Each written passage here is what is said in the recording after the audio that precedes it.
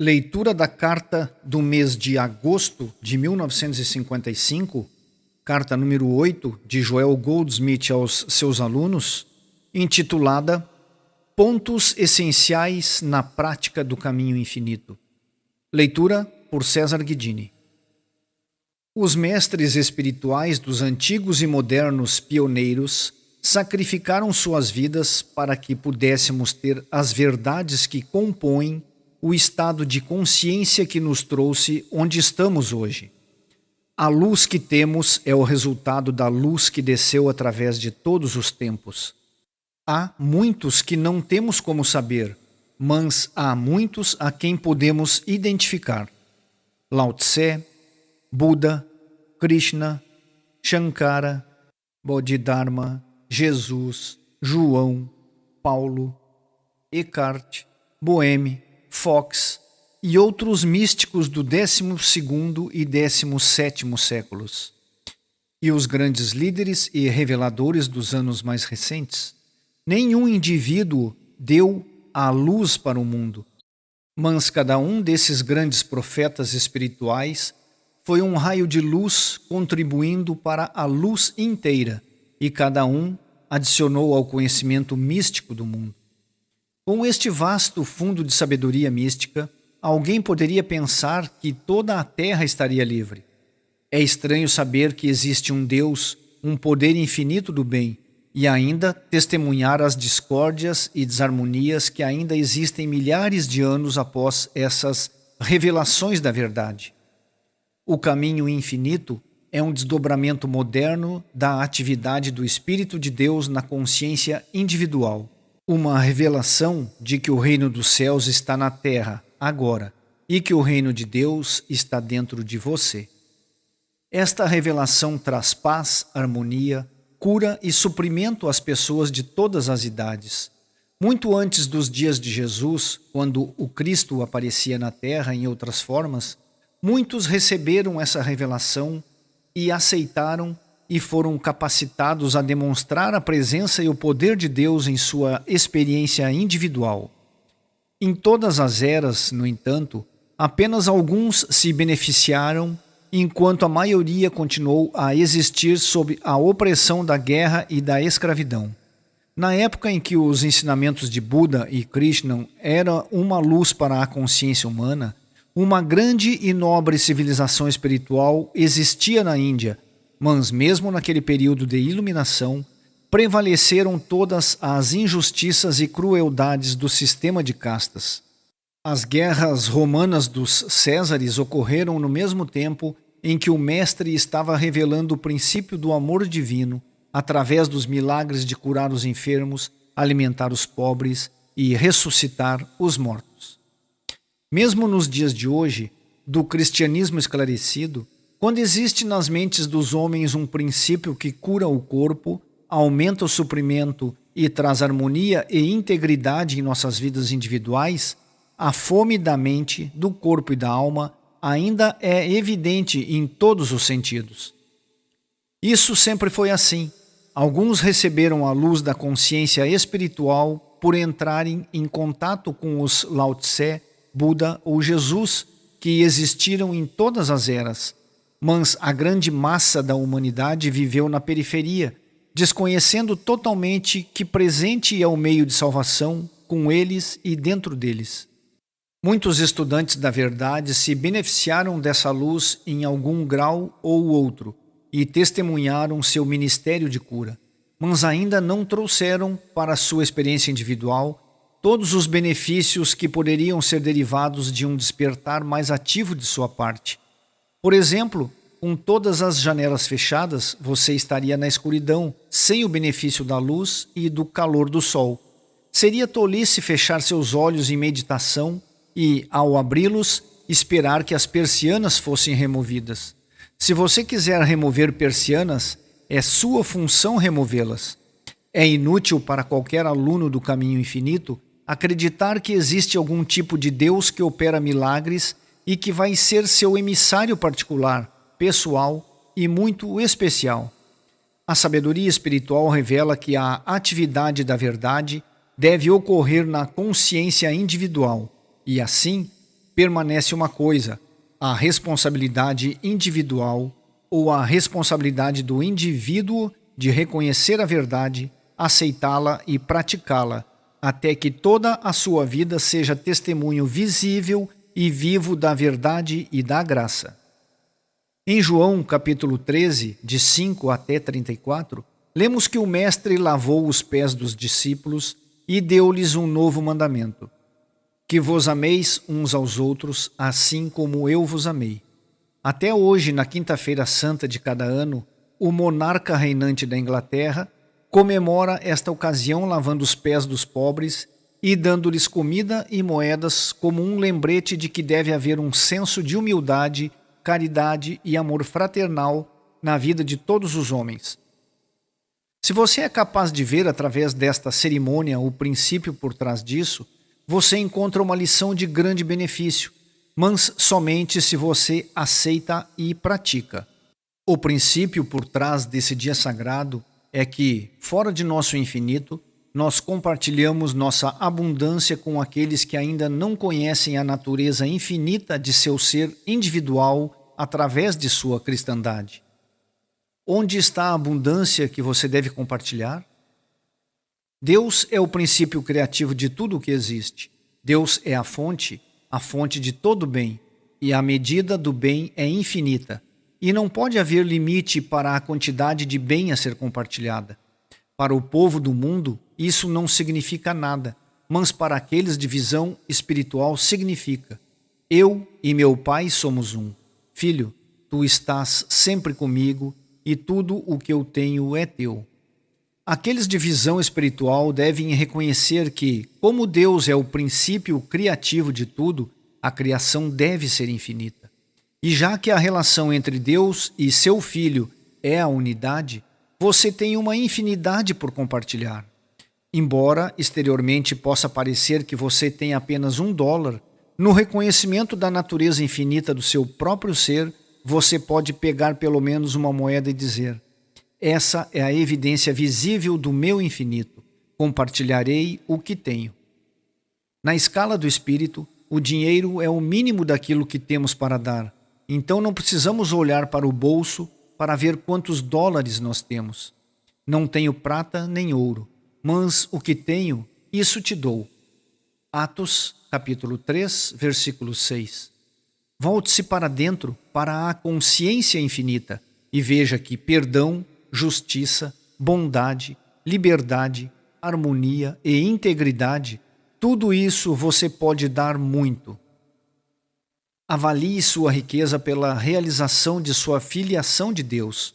Toda a verdade que tem sido revelada desde o começo dos tempos é dada como escritura viva para ser incorporada, vivida e praticada. Eu e meu Pai somos um. Tudo quanto o Pai tem é meu. Não significa nada menos do que você estar disposto a levar essa verdade na consciência e praticá-la diariamente, começando a dar e compartilhar. Isto é um princípio onipresente, mas não produzirá nada no caminho da harmonia e da paz, a menos que você, como indivíduo, pratique. Como se comportam e praticam esse princípio os estudantes de sabedoria espiritual para que os pecados, faltas, doenças e discórdias do mundo não entrem?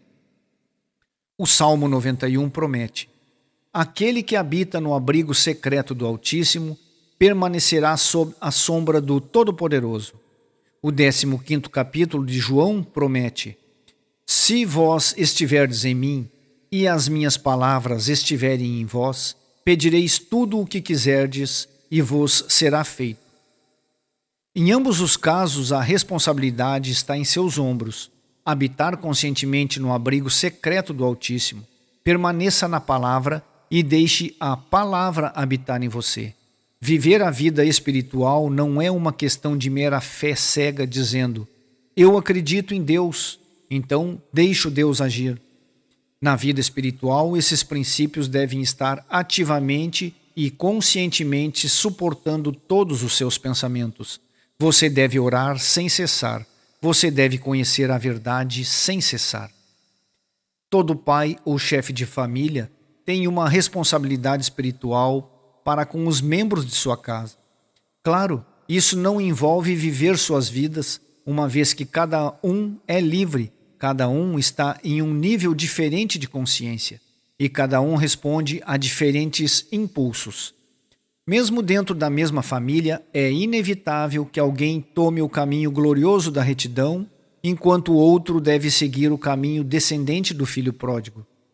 Você não pode impedir um ou outro, mas isso não diminui sua responsabilidade espiritual de trazer à lembrança consciente toda a verdade que você conhece de Deus, onipresente, onipotente, onisciente. Deus infinito, bom, disponível e prático. Muitos idosos deixam-se envelhecer não apenas pelo desdobramento do tempo, mas por ignorância, assumindo a senilidade e a enfermidade. Muito além da responsabilidade humana de cuidar deles, é sua responsabilidade espiritual perceber que o Pai e o Filho são um. Deus é a vida destes queridos e se o Pai é eterno, o Filho não tem idade. Portanto, eles têm vida perfeita, vida eterna e vida imortal. Em certas estações do ano você é confrontado com epidemias disso e daquilo, e com as crenças do mundo sobre os perigos aos quais seus filhos estão submetidos. Frequentemente você ouve que um ou outro tem uma doença infantil, junto com a crença de que ainda ocorre mais uma ou duas para serem superadas. Isso é um absurdo total. Nenhuma destas coisas pode chegar perto de sua morada se você estiver orando sem cessar. Aqui é bom lembrar uma coisa: você não tem filhos. Eles são os filhos de Deus e Deus é sua vida, sua alma, seu ser. Isso também é verdade na sala de aula. Um professor que aprendeu a sabedoria espiritual tem uma responsabilidade muito além de ensinar ABC e 1, 2, 3. Percebendo que não está diante de mentes infantis em corpos de crianças, mas que cada um é a mente de Deus revelando a si mesma. Cada um é o templo do Deus vivo, desdobrando-se normalmente, com alegria, inocente e harmoniosamente. Filosofia e religião ensinam que somos pobres, mortais fracos e, no entanto, reconhecemos que Deus é nosso Pai. Isso não é pecado? Deus é nosso Pai. Portanto, somos filhos divinos, sujeitos apenas ao governo do Pai. Somos filhos de Deus e temos o celeiro espiritual infinito do Pai para recebermos dele a vida e o amor, perdão, justiça e misericórdia, integridade, lealdade e fidelidade. A alma de Deus é sua alma individual e é essa alma, o reino de Deus dentro de você, que flui para fora. No entanto, isso está disponível apenas no grau em que você conhece a verdade, conscientemente percebendo, praticando e fazendo disso parte do seu próprio ser. Todo indivíduo que, pela graça de Deus, recebeu um pouquinho de sabedoria espiritual, deve praticá-la. A prática da sabedoria espiritual é chamada de oração, e é através da oração que as harmonias de Deus se tornam evidentes em sua experiência. O grau de seu próprio desenvolvimento depende de quanto você pratica a presença de Deus a cada dia. A presença de Deus é a presença da verdade, a presença da vida, a presença da harmonia e da totalidade. Você deve praticar, seja de joelhos esfregando pisos ou de joelhos diante do altar. Mas ore sem cessar, porque aquele que tem se dará e terá em abundância. Se você tem mais luz espiritual do que outros membros da sua família, mais é esperado e exigido de você. Isso pode implicar em despertar mais cedo pela manhã e conscientemente, eu enfatizo a palavra conscientemente, perceber que as chamadas leis da matéria e da doença não são leis. Elas são apenas teorias, crenças e opiniões humanas. As falsas leis da economia que levaram nações em falência são leis feitas pelo homem. Existe apenas uma lei verdadeira da economia, a lei espiritual. Quanto mais você doa, mais você tem. Deus é espírito. Deus é infinito. Portanto, O Espírito é infinito e o Espírito é tudo o que existe. A lei espiritual é a única lei. A vida espiritual é a única vida. Inteligência espiritual é a única sabedoria. A orientação espiritual é a única orientação. Por mais que isso seja verdade, não vai ajudar você ou sua família como deveria, a menos que você mesmo, incorpore essa verdade. Externamente, a vida espiritual parecerá ser um modo de não fazer nada. Interiormente, é um caminho de constante atividade espiritual na consciência, um conhecimento contínuo da verdade. A harmonia é trazida para a sua experiência na proporção em que esta verdade está ativa em sua consciência. Você pode se perguntar se nunca há um descanso disso. Posso assegurar-lhe que nos meus 25 anos de estudo e prática, isso nunca teve fim. Em vez disso, a atividade parece aumentar a cada dia. A partir do momento em que você começa a conscientemente conhecer a verdade e permitir que a verdade seja ativa em sua consciência, você se encontrará sendo chamado por parentes e amigos e até mesmo por estranhos que percebem que você tem algo de que eles precisam. A vida familiar será sempre a sua primeira consideração, mas além de toda a verdade que você deve saber para eles, também será necessário conhecer um pouco mais para todos aqueles que vêm até você. Esta prática o leva a habitar no abrigo secreto do Altíssimo por períodos ainda mais longos e, por sua vez, atrai ainda mais para você, e esse círculo continua até que você se encontre sendo atraído para todos os quadrantes. Para a pessoa do caminho espiritual, não existe tal coisa como dia ou noite. Não há feriado. Cada minuto de cada dia pertence a Deus, e você pode ser chamado a qualquer hora das 24 horas, em qualquer dia dos 7. A demonstração de princípios espirituais exige firmeza na devoção e no propósito. Visto que Deus é a única lei e o único legislador, segue-se naturalmente que somente a lei espiritual opera na consciência humana. Mesmo que tenha sido chamada a sua atenção repetidamente de que não há lei da doença, nenhuma lei do pecado, nenhuma lei de falta, isso não significa que, instantaneamente, você estará livre de todas as discórdias. Isso significa que cada vez que você é tentado a experimentar tais discórdias em sua própria vida ou na vida daqueles que buscam por você, você será chamado a permanecer firme em sua percepção de que a discórdia existe apenas como uma aparição. E isso não está acontecendo na realidade, porque somente Deus é a verdade e só o Espírito é a realidade. Não há lei para sustentá-lo. Haverá momentos, quando confrontado com alguma aparência de grande necessidade, que você estará inclinado ao desânimo. Mas esse não é o caminho do Espírito. Jesus foi tentado a cada passo de sua jornada. E mesmo quando o diabo o deixou, ele partiu apenas por um tempo. Sempre o tentador retornou, de uma forma ou de outra. Até que finalmente, no Getsemane e no Calvário, o Mestre foi confrontado com a tentação de acreditar que até mesmo Deus o havia abandonado. Enquanto que, pelas aparências, ser levantado na cruz significava ausência de Deus ou falta de demonstração, com toda a firmeza de sua própria realização de que eu e meu Pai somos um, não poderia haver ausência de Deus. À medida que você sobe mais alto na graça espiritual, mais e mais tentações, não menos, chegarão até você. No entanto, finalmente chega o dia em que você estará tão elevado na consciência que você perceberá que poderia viver o resto dos seus dias sem um único problema. Mas existe o mundo da família e amigos, e enquanto isso é assim, você não pode escapar de seus problemas.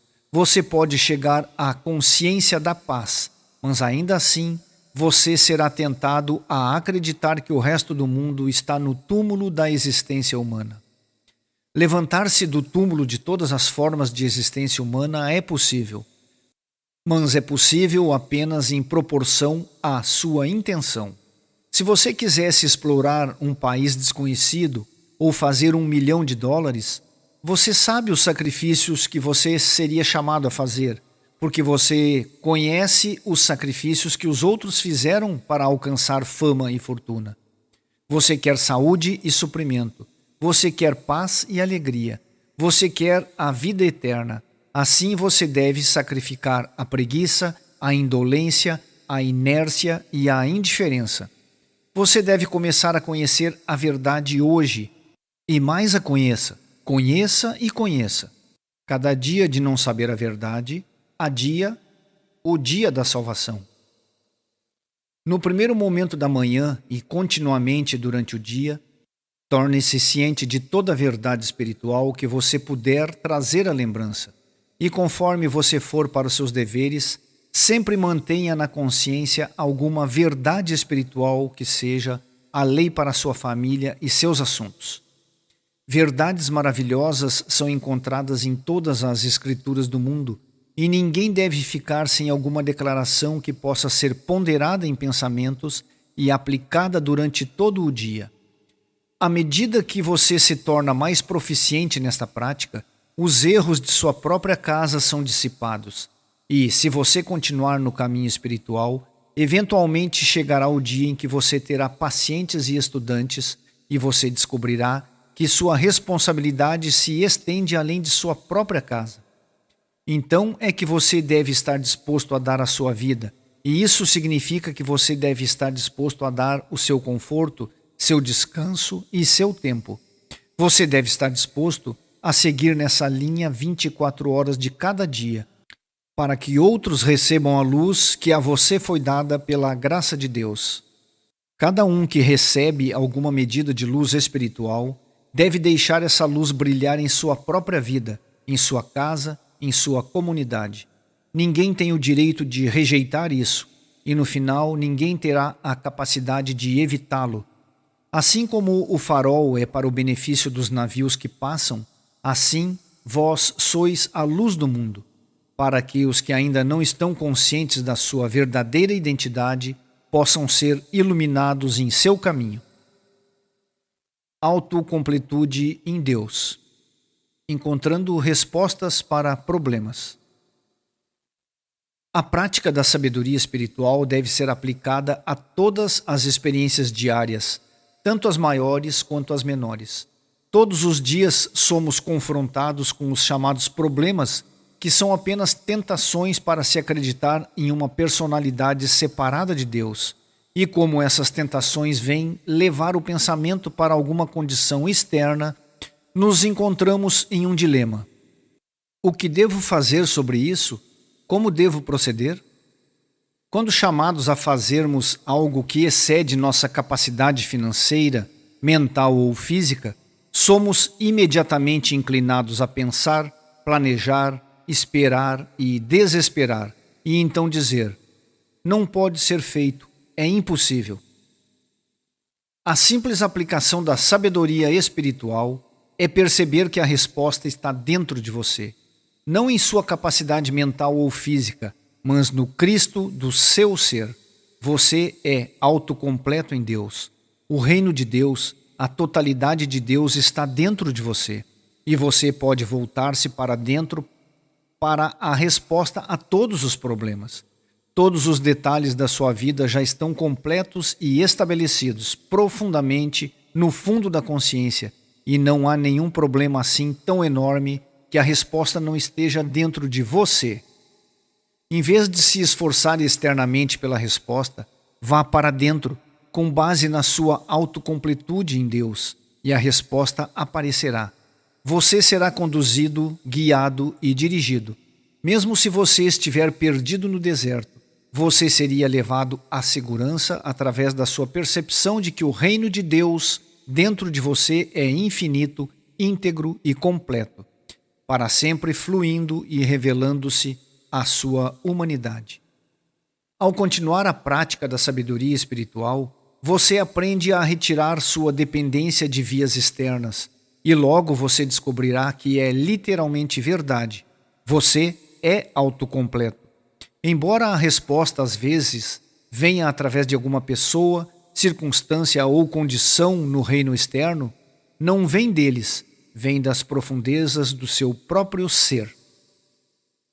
Acredite em sua autocompletude em Deus. Acredite que você pode buscar o reino de Deus dentro de você por qualquer resposta, qualquer oferta, qualquer amor, qualquer sabedoria, para qualquer coisa necessária em sua experiência. Acredite que você pode entrar e receber a segurança da presença de Deus. E então observe o seu bem aparecer no exterior. No arrependimento e no descanso está a sua salvação. Na quietude e na confiança está o seu vigor.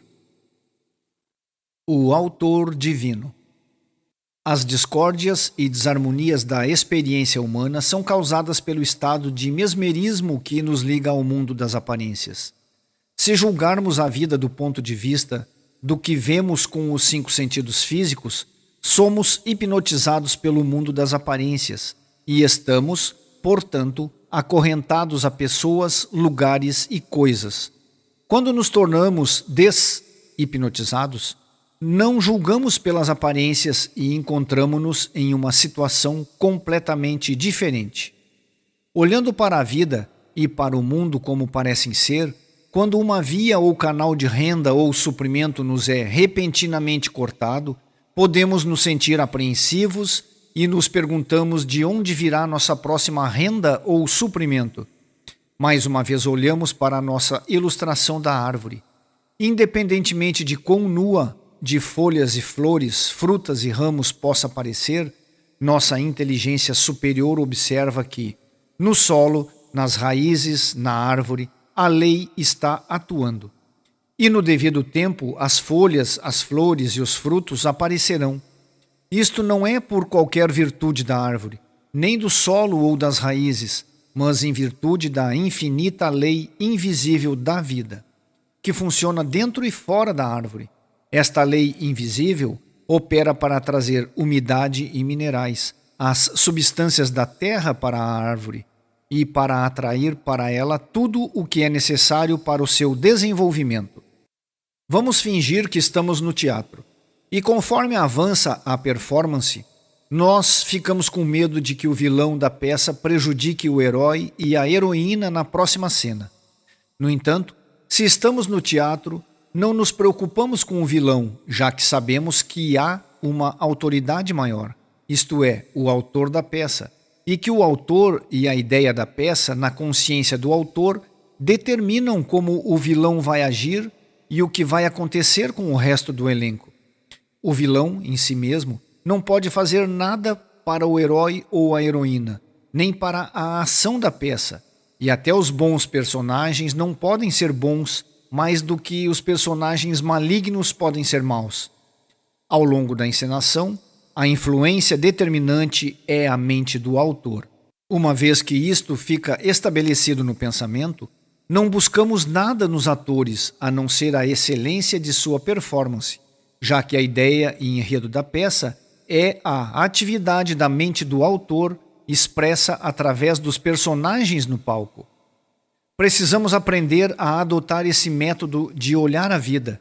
Em vez de temer o que essa pessoa ou circunstância podem fazer a nós, e em vez de nos tornarmos excessivamente animados com o bem que isso ou aquilo pode trazer em nossa experiência, devemos aprender a olhar nos bastidores para o infinito invisível, que é a mente do autor, Deus. Deus é o autor, o consumador do nosso mundo, do nosso trabalho e das nossas vidas. E se nós olhamos para Deus, há unicamente a inteligência infinita e o amor divino do universo, vamos descobrir que, independente de qualquer indivíduo ou grupo de indivíduos possa parecer estar fazendo em qualquer momento, em última análise, a decisão fica com Deus. Como Deus é a mente do homem individual, segue-se que o homem só pode seguir as linhas dadas a ele pelo grande autor do universo. Desde que a natureza desta mente é amor, verdade, princípio, segue-se necessariamente que apenas tais qualidades e tais atividades podem tomar parte do nosso universo. É verdade, no entanto, que muitas pessoas não sabem disso. Elas recebem seus papéis diretamente do autor e elas não sabem que são apenas veículos para a realização do plano divino. Essas pessoas criaram as palavras eu, mim, meu, e elas vivem na base do eu, mim e meu. E, assim, finalmente, rumam para o desastre. A única razão para o erro, em qualquer forma, é a crença de um eu ou personalidade separado de Deus.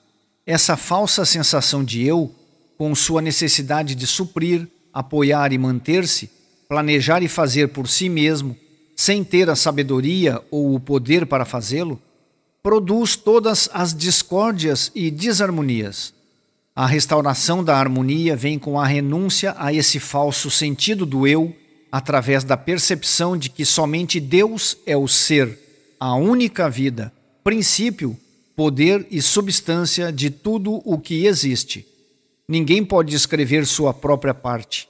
Isso é planejado e dirigido pela mente do grande autor.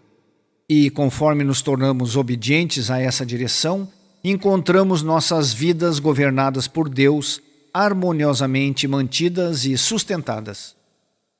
Aqui surge a pergunta: não podem aqueles que não reconhecem o governo de Deus e que não se submetem à lei divina influenciar nossa experiência e dificultar a nossa demonstração? A resposta é: não, eles não podem. Conforme nós individualmente olhamos Deus como o autor e consumador do nosso mundo, e enquanto nos apegamos firmemente à verdade de que o governo está sob o seu ombro, chegamos a entender que a cena visível é apenas a ideia de Deus manifestada, o plano e obra que o grande autor fez visível como nossa experiência individual.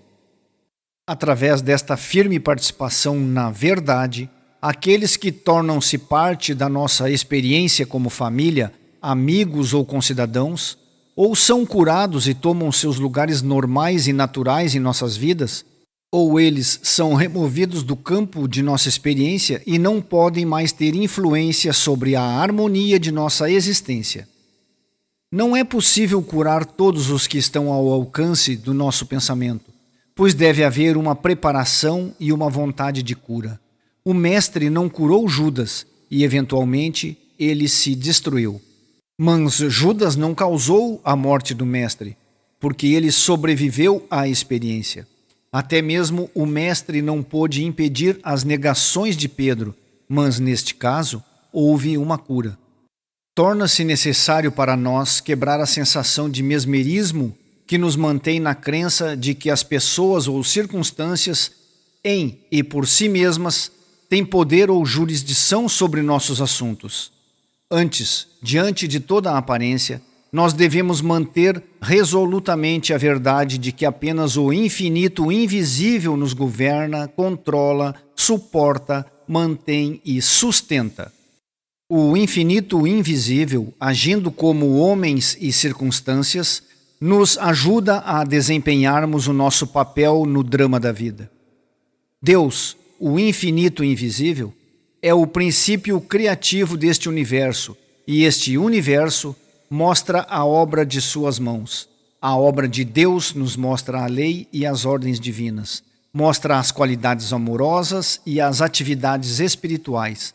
Mas isso é mostrado em nossa experiência apenas conforme entendemos que as pessoas, coisas e situações deste mundo são apenas veículos para o funcionamento do infinito invisível e que, em si e por si mesmas, elas não têm poder. Todo personagem do drama da vida mostra a atividade do autor e nenhum personagem e nenhuma situação contém qualquer elemento não dado pelo autor e, portanto, a peça deve terminar como o autor planejou. Sua atenção já foi trazida para o fato de que o mesmerismo, ou sugestão hipnótica, é realmente o único mal, e é isso que faz você olhar para a pessoa, lugar, coisa, circunstância e condição e acreditar que as questões da vida residam neles.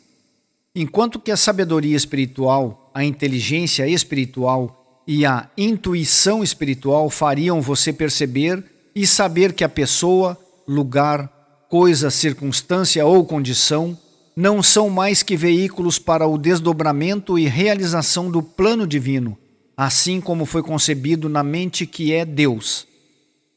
Nesse entendimento, não vamos procurar por nenhuma pessoa para nossa satisfação, companheirismo ou provisão, mas sim vamos entender que quem quer que esteja desempenhando esse papel em nossa experiência, nesse momento, está realmente cumprindo a atividade divina do amor e da vida.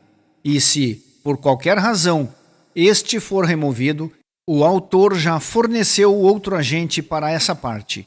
Se encontrarmos alguma porta de oferta ou oportunidade fechada para nós, vamos entender que é a atividade da mente do autor operando para o bem de toda a peça.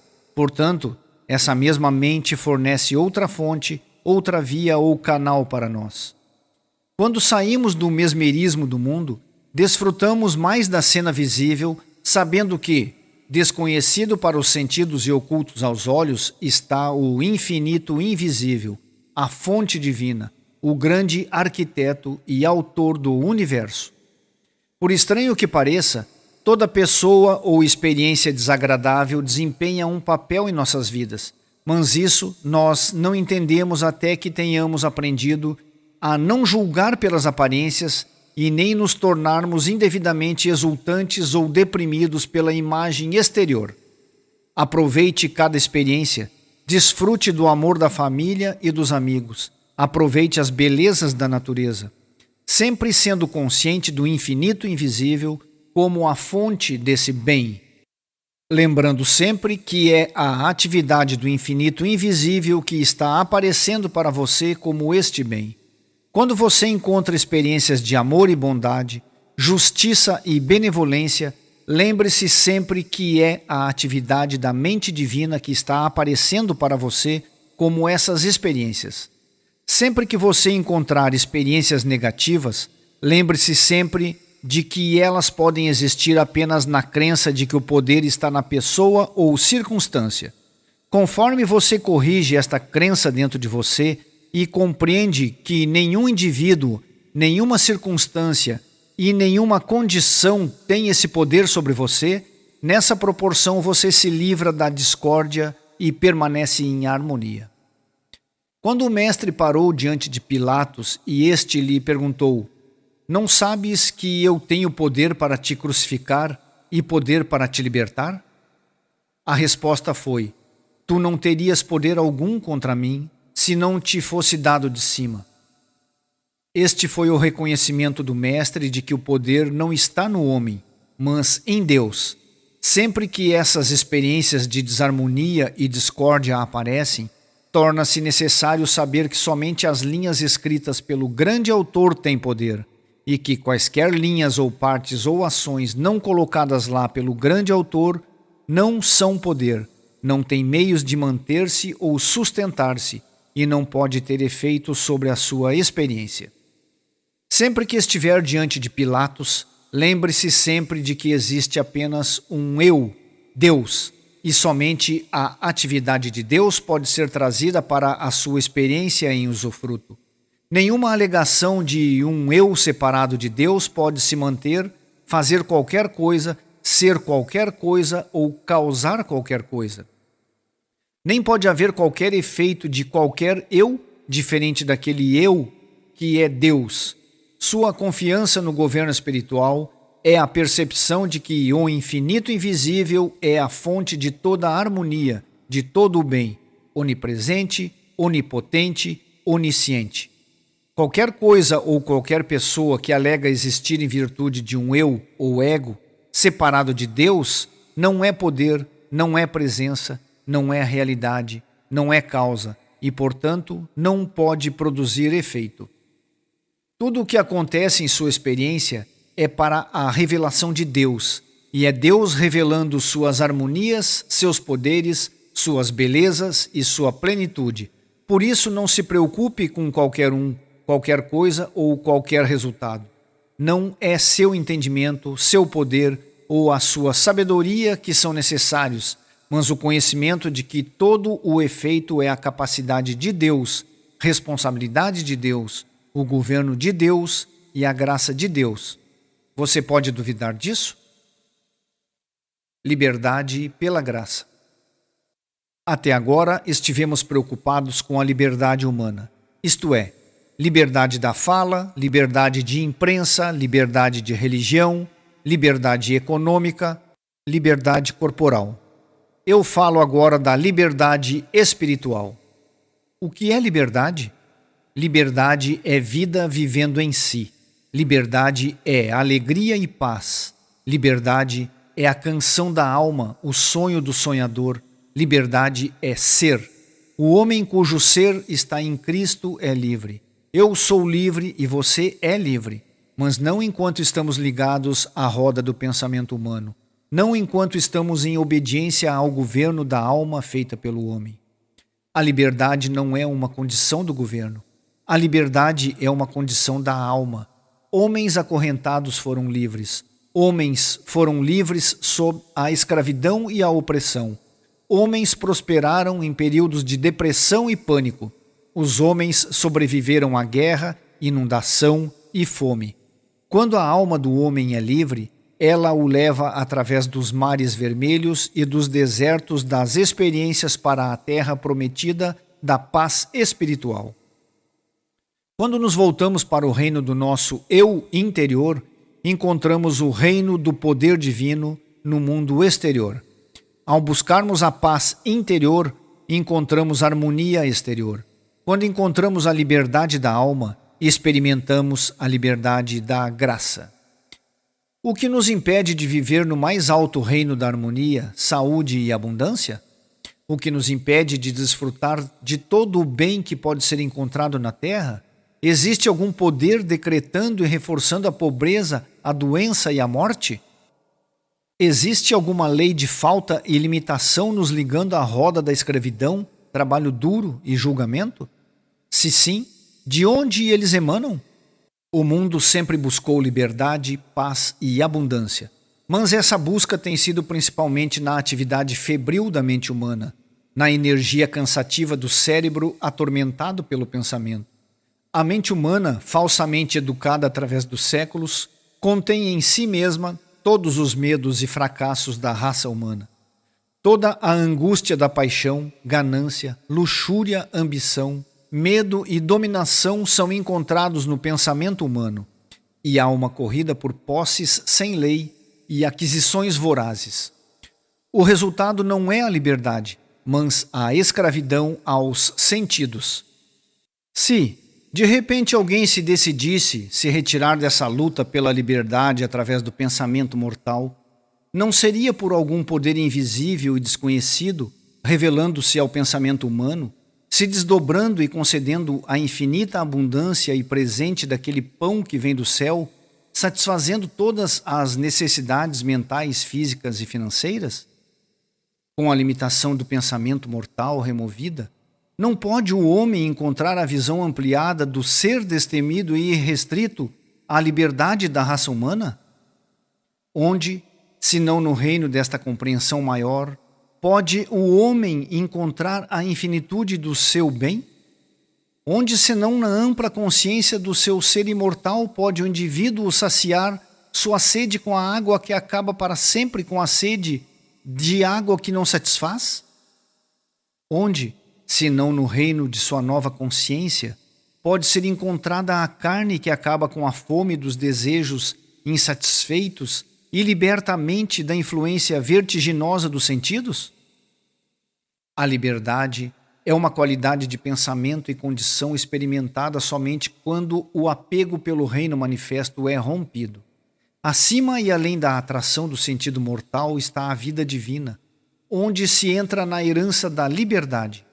Esta é a liberdade de viver no mundo e ainda assim estar livre da escravidão de suas atrações, desfrutar de amizades, mas não depender delas, receber dinheiro para as coisas necessárias, mas não para ser avarento, trabalhar não apenas para ganhar a vida, mas pela alegria disso, Procurar elevar o padrão do nosso trabalho ou encontrar uma maneira melhor de executar o trabalho traz liberdade da labuta e, eventualmente, da falta e limitação.